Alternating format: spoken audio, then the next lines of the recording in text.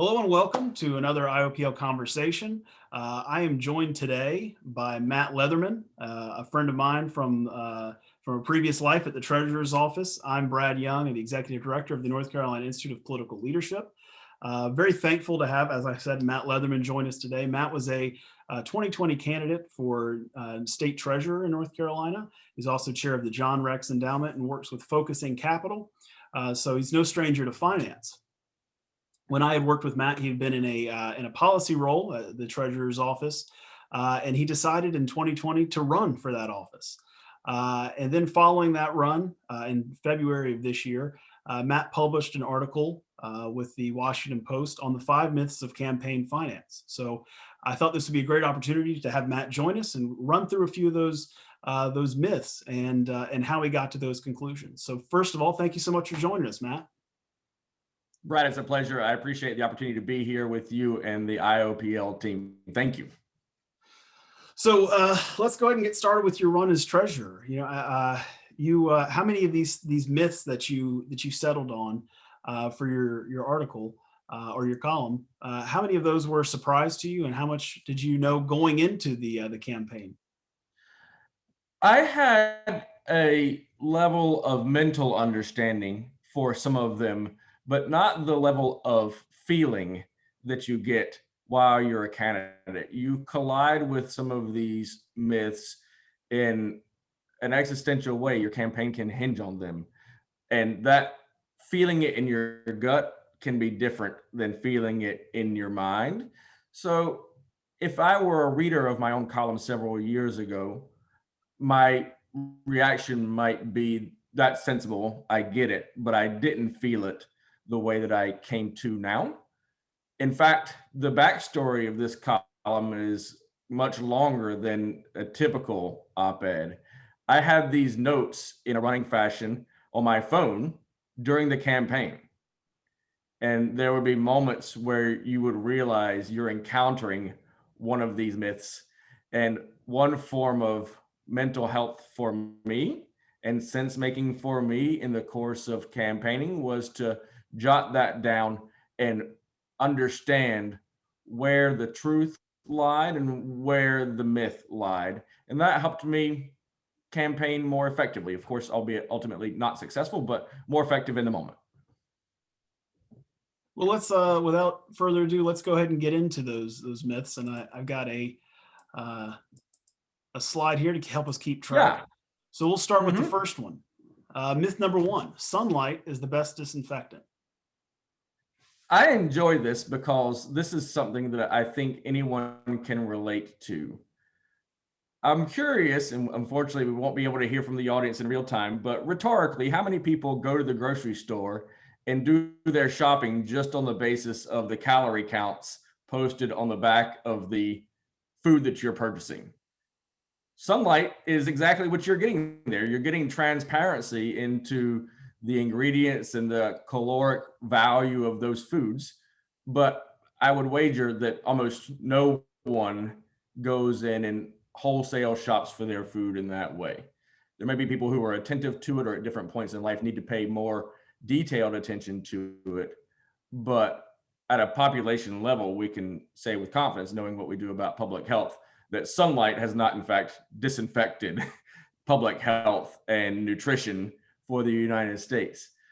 You mentioned earlier also, I do work with Focusing Capital in the long term, a nonprofit research organization. We concern ourselves a lot with some corporate governance research, for instance. Sunlight was supposed to be the best disinfectant also for the salaries and other forms of income for corporate executives, right? If you make it transparent and disclose it and allow shareholders to voice their opinion on it, then you will have more restraint and better specified corporate executive pay packages. The reality is that about 95% of those get blanket approval. Sunlight's not much of a disinfectant there either. It's not here any differently than it is in the corporate world or in the nutrition world. I'll share one particular story. A detail of my race was that a candidate also on the ticket began his campaign with a significant personal loan. it was 40% of his total fundraise, $150,000 in real money. That absolutely matters. It's different than money that's been raised. That's money to which you have personal access because of your wealth. I took for granted, wrongly, that others would know that. But what ended up happening was I fielded a number of calls from my own core donors concerned about whether this campaign, my campaign, could be competitive against that level of fundraise. The only reason they ever came to know that that was not raised money but loaned money was because I told them. Sunlight, the disclosure was inconsequential. Some things you'll learn the hard way. Well, information is, it's all about how you use it. So let's move on to one that I was particularly interested in and something that I've been watching for the last few elections. Small dollar donors are the face of democracy, as being myth number 2. Tell me a little bit more about why that one hit home for you. This really matters a lot because it gets to how we think of democracy, what it means to us. It has ramifications also for voting access, for instance. Anyone who can donate any money is not representative of the electorate. Being able to take some dollar out of your income and give it to a very risky venture, in business terms, like a campaign is, just give it away, is a luxury. And I'm so thankful to everyone who afforded me that luxury in my own campaign. And I so respect everyone who does that generally. I try to make more effort to do it myself, having come out of a campaign. We still need to remember that the ability to give away money is a luxury and it is not normal. There are millions of people within our electorate who are equal parts of our democracy. Their participation defines our democracy, who cannot do that. The reality is that money often frames attention for a campaign. And candidates, I believe, have a responsibility to bear that blind spot in mind. Look at the places where the money is not just where it is. You will find all manner of people there. The ones in a treasurer's race who can matter quite a lot, for instance, are educators.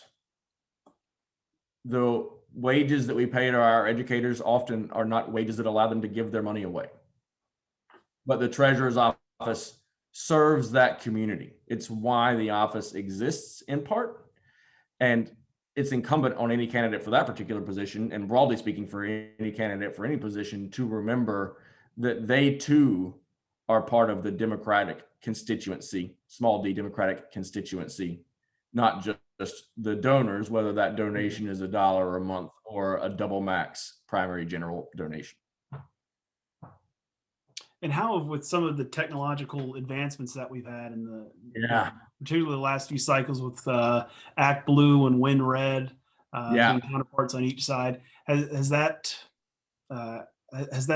created any kind of change in that particular thinking in the last certainly created change. decade? It certainly created change, although the observation that I have is that the nature of that change is different at different places on the ticket. When you are near the very top, obviously president, but also races like governor or senator, there will be a new line of donation for those offices based on the news cycle, for instance. People will have reactions to policy or political dynamics that they see in the news, and they'll express their values about what they see happening in the world, in part by choosing to get behind branded campaigns, right? Ones that are signature Republican or signature Democratic races. And this technology enables that in a way that previously had not been possible. So the technological change has likely made the donation base more democratic, more inclusive, but there's a natural limit to that. And the natural limit is your ability to give away your money. And we live at a time, of course, of historic income inequality. So that is quite near.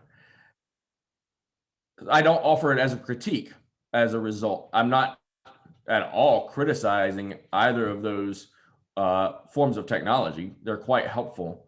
We just need to be very honest in our own minds as candidates or potential candidates about what representation is happening there and what representation is not.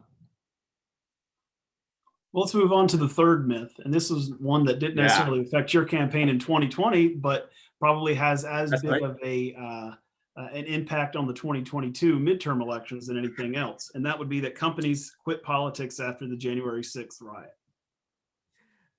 This one is the story of the dog that didn't bark, right? You rarely think to pay attention to that story, but we exist now in a political campaign system that requires donations. This is the way in which campaigns are able to operate, with the exception of self-funded campaigns by the very wealthy. Everyone else has to have some form of resources in order to run, and those resources come from donations. So there's two dimensions to this myth. One is the dimension of the corporations that saw themselves in an unfavorable light based on who they had donated to after January 6th and made the decision to pause. I've looked at the data on those pauses. Some of them are indefinite. A few are total. They're not pauses, they're ending or conclusion. Many, though, are for a fiscal quarter or 2 quarters. That has some meaning, I'm sure, although I couldn't quite tell you what it is in the 2 quarters immediately following an election. That is not an enormously consequential act. It's certainly not a quitting of politics.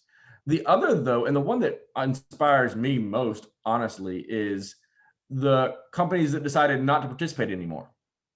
That operates as a donation to the status quo, whatever the status quo may be in a particular jurisdiction. So jurisdiction in the sense would be a congressional district or a state for a Senate race or any other form of district for any office, local to national.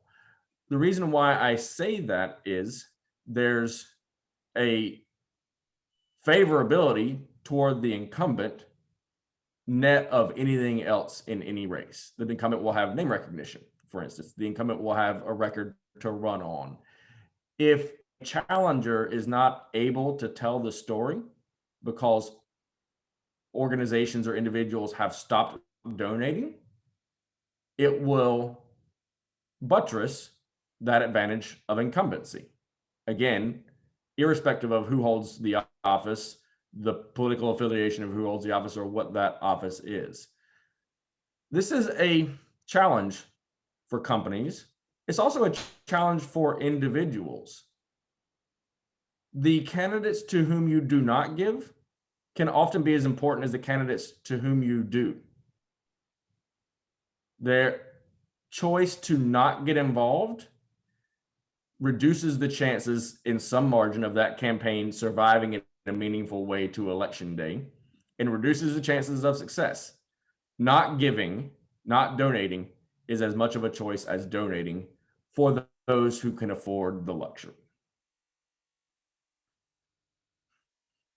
And moving on to myth number 4, and this one can't be right. So I'll have to ask you to explain this one in a great amount of detail. Candidates can refuse certain types of donations. Sure.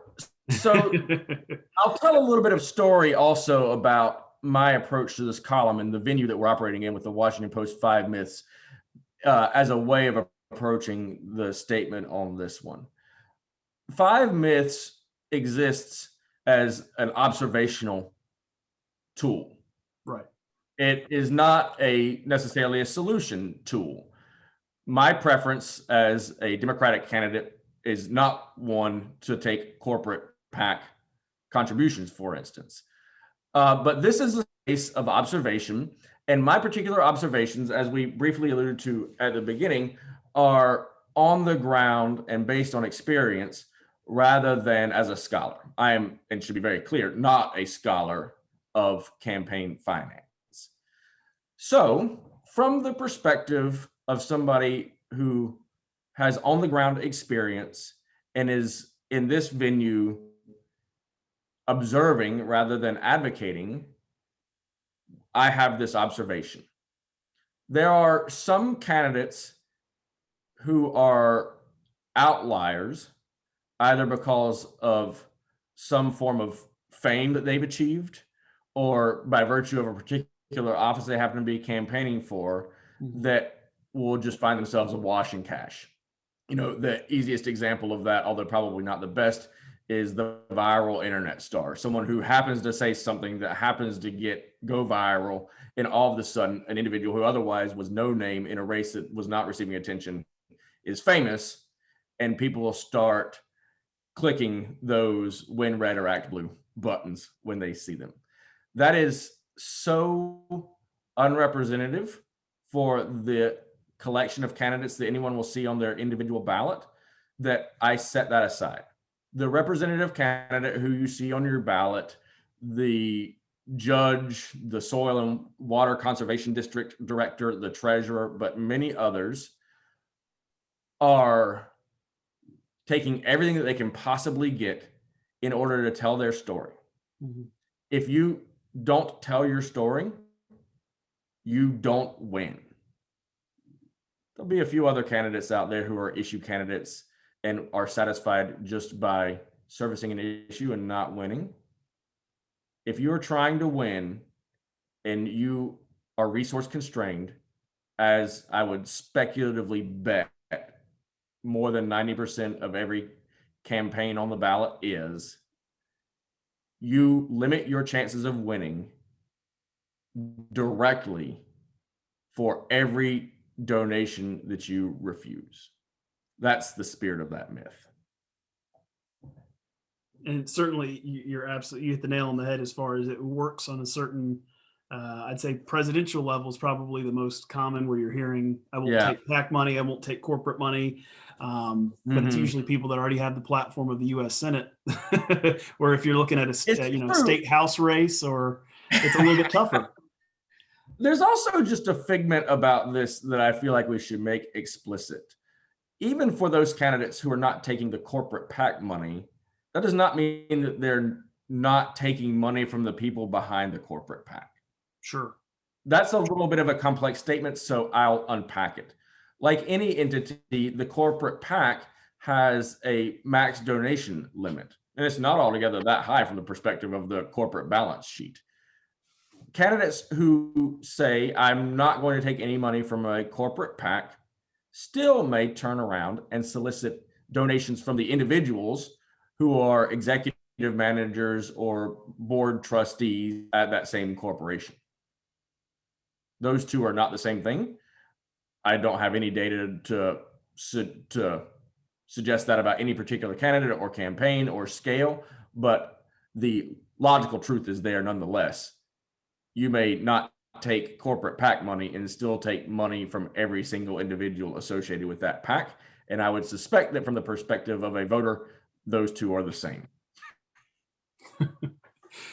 And then rounding out their top five, or your five myths of campaign finance.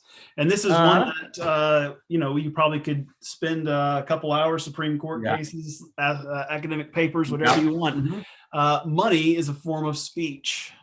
So I'll give everybody listening in a peek into the editorial process here. I had a conversation with my editor about those Supreme Court cases and had to fight an uphill battle on this one because the Supreme Court has decided oppositely to what I say here.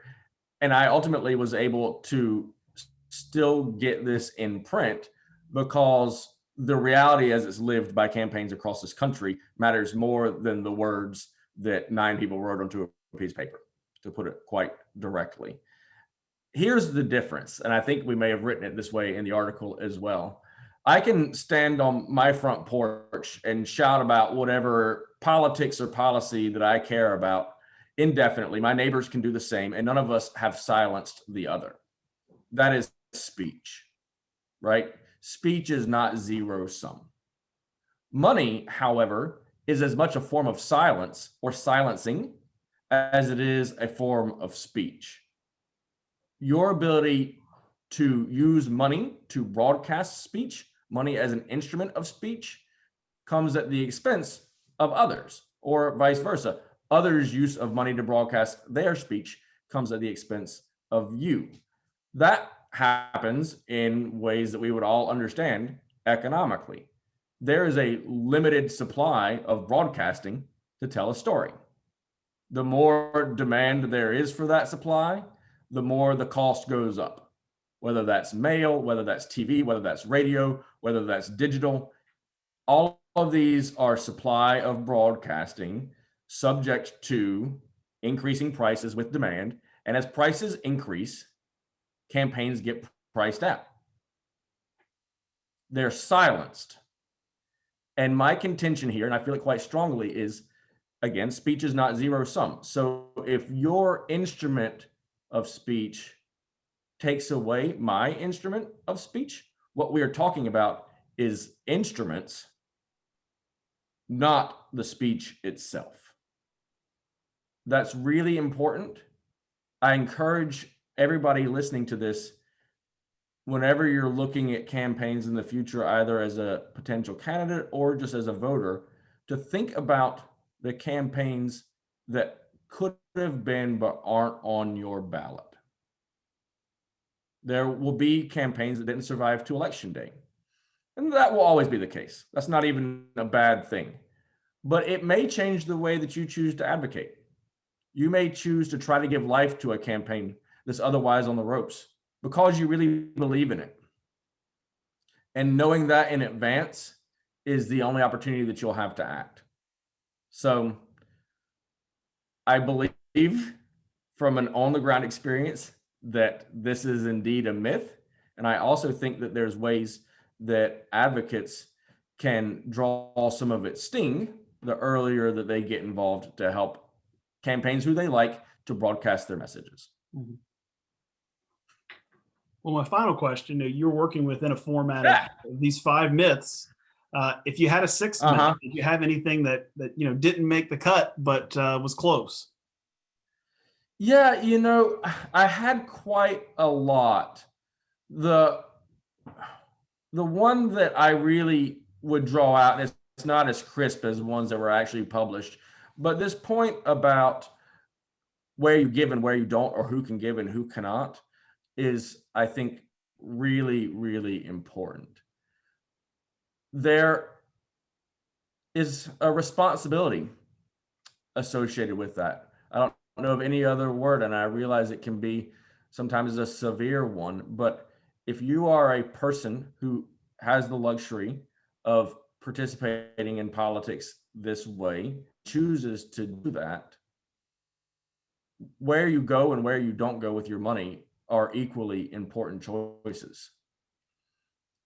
It's really, really striking to me in that sense. And so I guess I'll conclude with a story. We've talked about corporations with respect to myth number 3, but I'm now casting it in the light of individuals. And I have one of those individuals in my life, a dear friend, a very progressively minded person who was off-put and disappointed by the Citizens United decision that really changed the role of money in politics.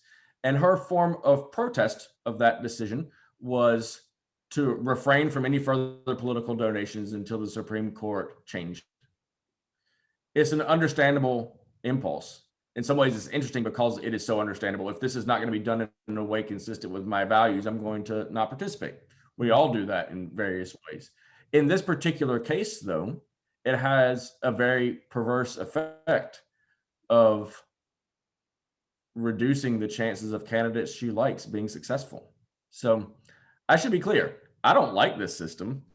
I would change almost every aspect of this system if I could. But unless you're an incumbent in a position of authority with respect to it, you will find your peace or you will lose. And I advise everybody to think about that choice before they file for office. And that's the advice we're looking for with our fellows program. Yeah, And we always want to share that experience and help people prepare for that decision to run, or to help people run, or to at yeah, least understand the process from an advocate standpoint. yep, yep. I appreciate the chance to be here today, Brad. I've really enjoyed the chances that you and I have had to work together in the past, and want to make a point of congratulating you for the opportunity to lead this organization. It's an incredible organization, and for me, a privilege to be part of the storytelling that you're putting out. Well, thank you so much. Again, we're joined by Matt Leatherman, and he's with us discussing his 5 Myths of Campaign Finance column that was featured in the Washington Post in February of this year. Matt, thank you so much again for being with us, and I hope if you write anything in the future, you'll come back and discuss that with us as Yes, well. sir. Thank you. All right, thank you so much. Bye-bye. And keep your eye on our Facebook and other social media feeds, and we will have future conversations similar to this. If there's something you want to hear about, let us know, and we will bring it to you. Thank you so much. Have a great day. Bye-bye, everyone.